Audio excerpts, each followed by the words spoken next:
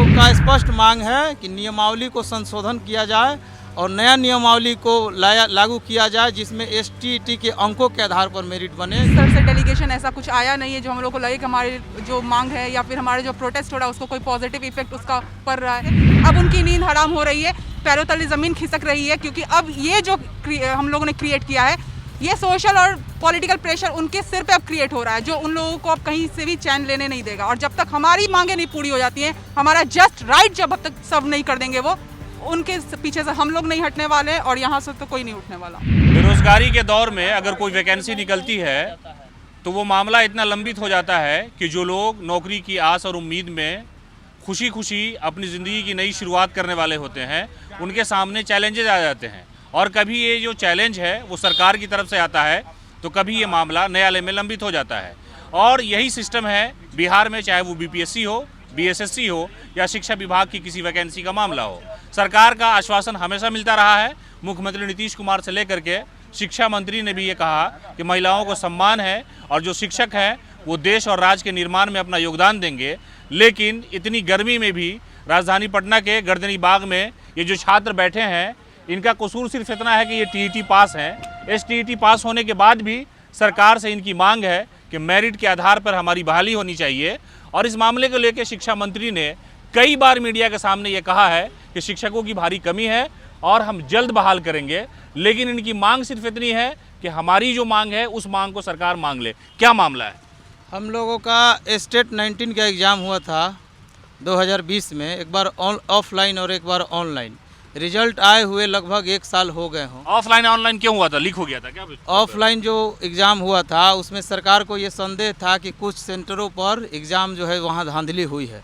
तब ट्रांसपेरेंसी बरतते हुए एक बार ऑनलाइन एग्ज़ाम हुआ, जो TCS कंपनी जिसको ठेका दिया गया एग्ज़ाम लेने का, जो और भी प्रतियोगी परीक्षाओं का आयोजन कराता है देश के तमाम प्रतियोगी परीक्षाओं का, वैसे कंपनी हम लोग का एग्ज़ाम लिया। उसके बाद मेरिट लिस्ट भी बन गया 21 जून को।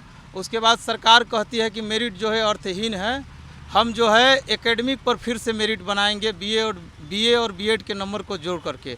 तो फिर इतना अच्छा प्रतियोगिता परीक्षा लेने का क्या तात्पर्य रह गया कि हम एकेडमिक आधार पर ही मेरिट बनाएंगे जब सरकार। तो हम लोगों का इसी मांग के साथ आज लगातार 8वां दिन हम लोगों का आंदोलन है। हम लोग बैठे हुए हैं कि स्टेट के अंक के आधार पर मेरिट बने, न कि एकेडमिक आधार पर। जो डिग्री लाओ और नौकरी पाओ की पॉलिसी सरकार की है, इस पॉलिसी का हम लोग पूर्ण रूप से विरोध करते हैं। हम लोग का स्पष्ट मांग है कि नियमावली को संशोधन किया जाए और नया नियमावली को लागू किया जाए जिसमें ST/ET के अंकों के आधार पर मेरिट बने। जिस प्रकार से बिहार के अलग दूसरे राज्यों में बनता है, दिल्ली में बनता है, मध्य प्रदेश में बनता है, राजस्थान में बनता है, उसी प्रकार से बिहार में भी बने। और शिक्षक भर्ती बोर्ड का यहाँ पर भी गठन होना चाहिए। नियोजन इकाइयों को भंग किया जाना चाहिए। नियोजन इकाई जो है भ्रष्टाचार का अड्डा बन गया है बिहार में।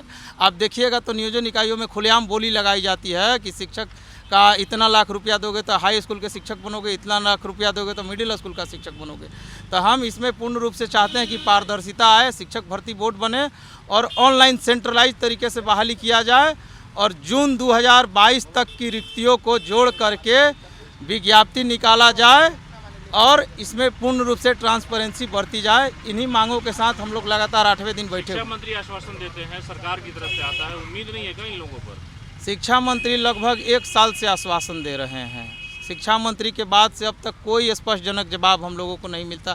शिक्षा मंत्री तो कह देते हैं कि कोई मेरिट नहीं है, मेरिट अर्थहीन है। तो फिर क्यों लिए इतना अच्छा एग्ज़ाम, इतने ट्रांसपेरेंसी तरीके से एग्ज़ाम, जिसमें बिहार के विभिन्न ज़िलों में एग्ज़ाम केंद्र बनाया गया, जिसमें दूर दूर से छात्र आए, दिल्ली से आए, अन्य राज्यों से आए। और इस मेरिट लिस्ट में ऐसे ऐसे छात्र हैं जो JRF के स्टूडेंट है, BPSC मेंस लिखते हैं, BPSC के इंटरव्यू में जाने वाले अभ्यर्थी हैं। ऐसे प्रतिभावान छात्र जब शिक्षक बनेंगे तो शिक्षा के क्षेत्र में क्रांति आएगी, गुणवत्ता आएगा। आप देखे होंगे कि बिहार के जो शिक्षक हैं वो लगातार हास्य का कारण बनते रहे होंगे। जिनको जनवरी की स्पेलिंग नहीं आता है, फरवरी का स्पेलिंग नहीं आता है। अभी हाल में नालंदा की जो घटना है, आपको पता होगा कि एक बच्चा ने शिक्षा व्यवस्था और शिक्षक का पोल खोल कर रख दिया था। उसमें दीपक कुमार नाम के एक शिक्षक का, जिसमें पढ़ाने के इंग्लिश पढ़ने नहीं आता है, वैसे ही शिक्षक को बिहार सरकार फिर बहाली कराने जा रही है। तो हम लोग इस पॉलिसी का पूर्ण रूप से विरोध करते हैं। हम लोग चाहते हैं कि स्टेट के आधार पर जो मेरिट बना है वो मेरिट बरकरार रहे आगे भी, और इसी आधार पर नियुक्ति भी हो। सरकार आपकी मांग जो है वो मान लेगी? कई दिन से बैठे हैं आप यहाँ। हम 8वां दिन हो गया आज बैठे हुए हम लोग का। क्या लगता है? मानना ही पड़ेगा, क्योंकि हम जब तक उन मानेंगे नहीं, जब तक कोई लिखित बयान नहीं आता तब तक हम यहाँ से उठने वाले नहीं हैं। सरकार के कुछ लोग आए थे आपके पास बात करने के लिए? बिल्कुल नहीं, बिल्कुल नहीं। अभी तक तो कोई भी उस तरफ से डेलीगेशन ऐसा कुछ आया नहीं है जो हम लोग को लगे कि हमारी जो मांग है या फिर हमारे जो प्रोटेस्ट हो रहा है उसको कोई पॉजिटिव इफेक्ट उसका पड़ रहा है।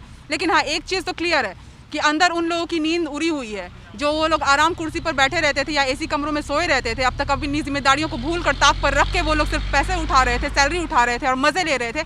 अब उनकी नींद हराम हो रही है, पैरों तले ज़मीन खिसक रही है, क्योंकि अब ये जो हम लोगों ने क्रिएट किया है, ये सोशल और पॉलिटिकल प्रेशर उनके सिर पे अब क्रिएट हो रहा है, जो उन लोगों को अब कहीं से भी चैन लेने नहीं देगा। और जब तक हमारी मांगे नहीं पूरी हो जाती हैं, हमारा जस्ट राइट जब तक सर्व नहीं कर देंगे वो, उनके पीछे से हम लोग नहीं हटने वाले और यहाँ से तो कोई नहीं उठने वाला। कहते हैं कि महिलाओं को सम्मान है, आप लोग को रिजर्वेशन भी है, हाँ। फिर भी संघर्ष करना पड़ रहा है। मुख्यमंत्री से कोई अपील है आपकी? मुख्यमंत्री जी से अपील करने लायक नहीं है। वो सब कुछ देख रहे हैं, वो सब कुछ सिर्फ एक उनके लिए कमाई का जरिया है। शिक्षक भर्ती और शिक्षार्थी उनके लिए सिर्फ कमाई का एक जरिया है और दूसरा कुछ नहीं। हर दिन, हर एक दूसरे दिन आप देख लीजिए अखबार में किसी न किसी सरकारी मध्य विद्यालय, उत्क्रमित विद्यालय की पोल खुल रही है। क्यों पोल खुल रही है? क्योंकि आपने वो कल्चर बना के रखा है वहाँ ना।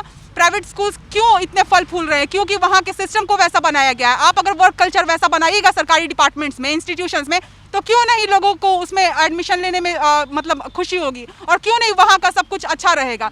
लेकिन आप उसको खोखला कर देते, क्योंकि वहाँ से पैसे निकालना, उसको हड़पना, उस पर काबिज होना आपके लिए आसान होता है। हमारे टैक्स पेयर्स के पैसे ही आप निगल लेते हैं, उसके लिए कोई आपके ऊपर जिम्मेदारी नहीं है। लेकिन प्राइवेट इंस्टीट्यूशन के साथ आप ऐसा कर नहीं सकते। वहाँ एक वर्क कल्चर है जिसको आप लोगों ने सरकार में ध्वस्त करके रखा है। सरकारी ऑफिसर जो कि बड़े बड़े पदों पर भी हैं, मिनिस्टर्स की तो छोड़ ही दीजिए, उनका तो खैर कोई दीन ईमान है नहीं, जो सरकारी ऑफिसर्स भी है वो भी उसी करप्ट कल्चर के भागीदार हो चुके हैं, उसके अधीन हो चुके हैं, उसके आदी हो चुके हैं। हाई कोर्ट में अभी आनंद किशोर जी को एक डांट पड़ी, वो जरा सा वाला मैटर नहीं है। आप सोचिए, वो वर्क कल्चर के अंदर आता है, एथिक्स के अंदर आता है, मोरालिटी के अंदर आता है, आपकी ट्रेनिंग के अंदर आता है। आपको ये जरा सी बात लग रही होगी, लेकिन इसके पीछे बहुत चीजें हैं जो आप जब सोचेंगे, जब जोड़ेंगे तो आपको पता चलेगा एक पूरा सिस्टम है जो घुन लग गया है मिनिस्टर्स के गलत नीतियों की वजह से। अगर वो सुधार देंगे, अगर आज ऊपर से मुखिया सख्त हो जाए, मजाल है घर में कोई आपका इधर उधर चला जाएगा। तो जब मुखिया ही डावाडोल है, मुखिया ही अंदर से भ्रष्ट है कहीं ना कहीं, तो फिर ऊपर से नीचे तक तो ये सड़ा हुआ ही व्यवस्था आपको दिखेगी हर जगह। तो ये घुन लग गई है इस व्यवस्था में, जिसके की जिम्मेदार हमारे मुखिया, मुख्यमंत्री श्री माननीय नीतीश कुमार जी हैं। अब क्या रणनीति होगी अगर सरकार बात नहीं मानती है? 8वां दिन है और फिर 9वां 10वां महीनों चलेगा क्या ऐसा? महीनों भी चले, 6 महीने चले, साल भर चले, पर हम लोगों ने तो ठान लिया है। अब कोई डिस्ट्रक्टिव तरीका हमारी तरफ से तो पहले भी नहीं उठाया गया था, आज भी नहीं उठाया जा रहा, आगे भी नहीं उठाया जाएगा। हम लोग बहुत कंस्ट्रक्टिव तरीके से चल रहे हैं और सरकार को यही खल रही है बात कि ये लोगों ने तो कहीं से भी मुझे स्कोप ही नहीं दिया। कोई लूप होल मिले कि तुरंत लाठीचार्ज करवा दें, तुरंत इन लोग को यहाँ से समेट के बोरिया बिस्तरा भगा दें। लेकिन बहुत सहनशीलता से सब लोग डटे हुए हैं और बहुत कुछ खो के गवा के चल रहे हैं। कोई यहाँ राजे महाराजे के परिवार से नहीं, अगर होगा भी तो वो अपने दम पे आज है, अपने दम पे अभी चल रहा है, वो परिवार के ऊपर नहीं आश्रित है, लेकिन परिवार को सपोर्ट करने की इंटेंशन से चल रहा है। तो हम लोगों में इतनी कैपेसिटी और इतना तो एथिक्स हमारे अंदर बचा हुआ है कि आपके हर अन्यायपूर्ण मतलब सवाल का हम लोग जवाब देंगे इसी सहनशीलता के साथ। आप देखिए, आप जहाँ तक जा सकते हैं अन्याय में, हम लोग सहनशीलता में भी आपसे चरम पे हैं। तो आपने सुना कि जो परीक्षार्थी यहाँ जो कैंडिडेट पास कर गए हैं स्टेट, उनका कहना है कि सरकार की नीयत अगर साफ होती तो हमें ये संघर्ष करना नहीं पड़ता।